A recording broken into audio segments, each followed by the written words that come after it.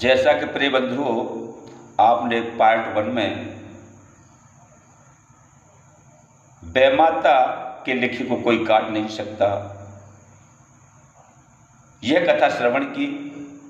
अब पार्ट 2 में हम आगे बढ़ाते हुए, जब बारात विदा होने लगी तो माताएं बड़े करुणा करके रोने लगी। तो बेटी जा रही है,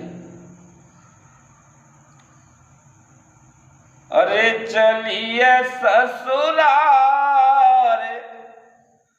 दुल्हने बन के, चली जी ससुराल दुल्हने बन के, अरे दुल्हने बन के, यह दुल्हनिया बन के, दुल्हने बन के, यह जोगनिया बन के, चलिए ससुराल दुल्हने बन के, चली जी ससुराल दुल्हने बन के।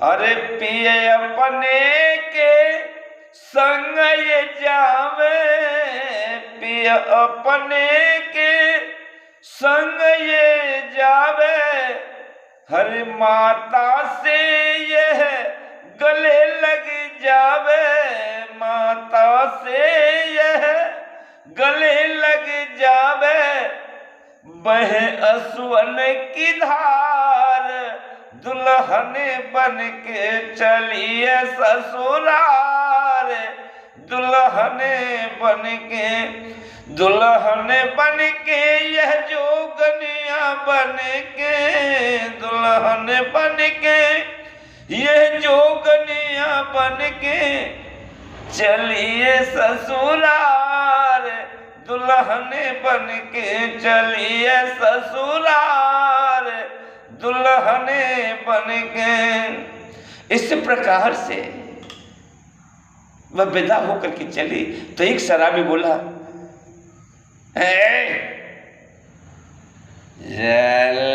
ये लड़की रो रही है, ड्रामा कर दिए, पेट में लड्डू फूट रहे हैं और नाटक करके रो रही है। एक शराबी बोले, बे उल्लू का पट्टा चुप ना रहे, नहीं एक और मंगाओ, अभी तो एक चीज और होगा। आखिरकार वह बेटी रुदन मचाती है, रोती है, जाती है, तो कह रहा है, अरे यार रोने दो ना, इसको रोने दो, जी भर के रोने दो। क्यों? कि ये केवल अभी अब के लिए रो रही है, और जो लड़का है ना, जब ब्याह के ले जा रहा का दूल्हा, जी तो नायक जीवन भर रोवे, जीवन भर रोवे।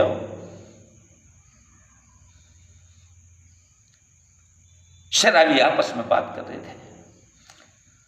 लड़की विदा होकर के चली, पालकी में बैठ गई। रास्ते में जब चली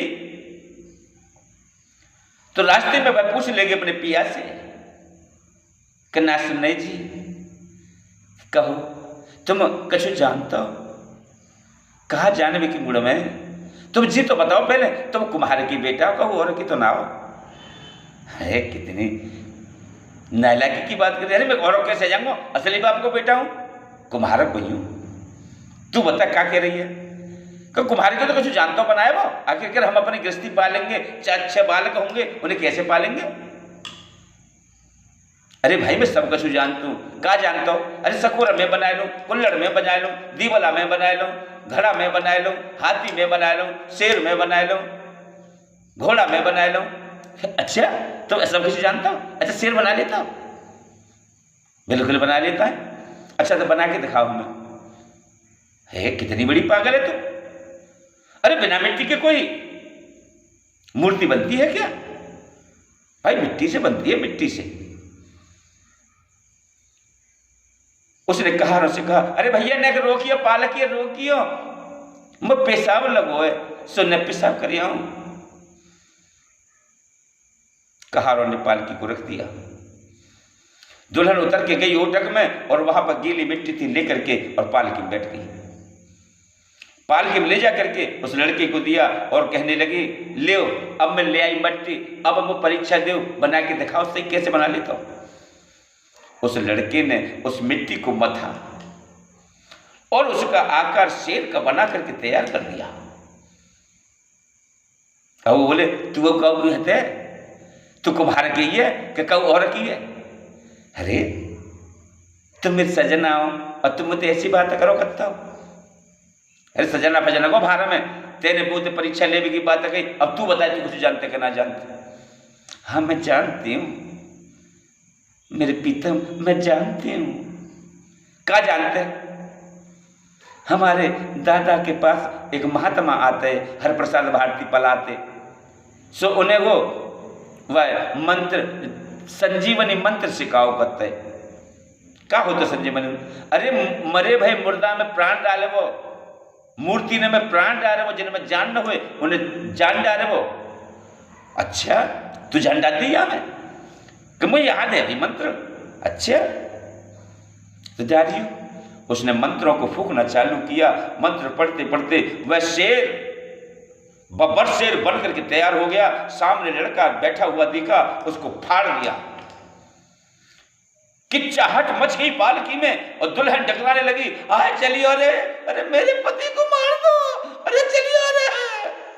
और शेर फाड़ करके और एकदम पब्लिक में भाग करके छूटा और उधर से तमाम फौज कतारबद्ध तरह से पछाड़ खा करके गिरी। पब्लिक भागने लगी और शेर निकल करके साफ गया। जैसे ही शेर निकल के गया, ये सूचना राजा के पास पहुंची। तो राजा ने सारी समाज को बुलाया, जो बाराती थे, फौजी थे और दुल्हन को सबको अपने कचहरियों में पेश करने के लिए कहा गया। उन्होंने पूछा, भाई सभी जवानों आओ, देखिए आपको मैंने जिम्मेवारी दी थी ना, आप मुझे बताओ, सत्य घटना को बताना। इस लड़के का जो वध हुआ, यह हादसा हुआ, ये कैसे हुआ? जब मैंने तुम्हें जिम्मेवारी दी थी तो शेर आया कहां से? अब मैं तुमको नहीं छोड़ूंगा। उन्होंने कहा, महाराज चाहे हमारे बच्चे ने मरवा हो, चाहे हमें मरवा दे हो, पर जे हमने कहो कैसे उन्हें देखो, कोई हमने इतना सो ना जानवर अंदर को जाते भी देखो, हमारी तो बड़ी कर रही चौकीदारी। महाराज ये पता नहीं कि परमात्मा ने कहां से निकल के वह लड़का मार कर चलो। जाते हुए तो सबने देखा, लेकिन आते हुए प्रिय किसी ने नहीं देखा मेरे भाइयों। अच्छा दुल्हन को पेश करो। दुल्हन को बुलाया गया। दुल्हन जैसे ही सामने आई, हाँ बेटा बताओ ये हादसा कैसे हुआ? कि देखो महाराज, इनमें हमें चर्चा चल गई कि आप कुम्हार के बेटा हो कि ना, तुम कुम्हार की बेटी हो कि ना। तो हमने इनसे पूछे कि तुम कछु जानता हो कि ना। इनने बताई हमें सब कछु जानते हैं। तो इनने कही हम शेर बना लेते हैं, हाथी बना लेते हैं, घोड़ा बना लेते हैं, घड़ा बना लेते हैं, भोलुआ बना लेते हैं। मैंने कहा अच्छा शेर बना के दिखाई दो। वो बोले काय ते बनाए थे? क्या मट्टी ते बनता है? तो हमने मिट्टी ला के दे दी उन्हें। उन्होंने शेर बनाए दो। उनने हमसे पूछी कि अब बताए तू कछु जानते? तो हमने कह दी कि वो पलावार हरप्रसाद भारती तक आए, नागा बाबा को हमारे दादा ने झोराओ करते, सो मंत्र पढ़ाओ करते, बताओ करते। वह मंत्र हमने पढ़ो चालू करो, सो ये शेर जीवित है। वो उसी शेर ने मेरे पति को मार दिया और फाड़ करके चला गया। अब तो प्रिय बंधुओं, उस राजा ने कहा कि भाई मेरी तरफ से आप सब बरी हो, क्योंकि ये विधि का विधान है।